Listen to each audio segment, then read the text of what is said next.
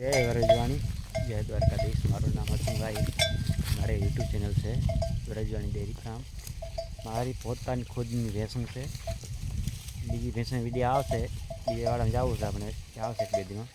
આપણે ભાઈઓ મકાઈમાં મૂક્યું છે, આપણે ભેંસું આવી ગયું છે ચરા માટે, અને ચરાહેરીમાં ભેંસું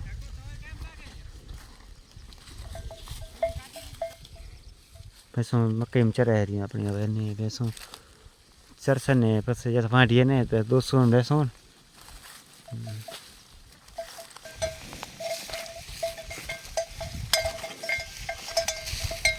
भैंसों हमारे केवी लगी तो कमेंट करजो, लाइक करजो, शेयर करजो, सब्सक्राइब करजो।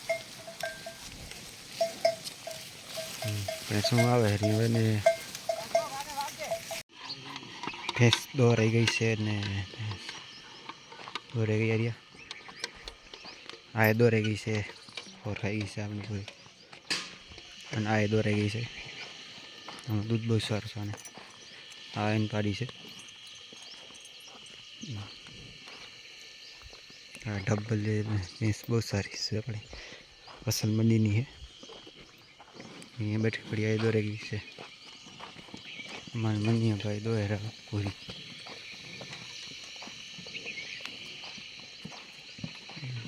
पूरी दो रह गई है, टकली दो रह गई से अपने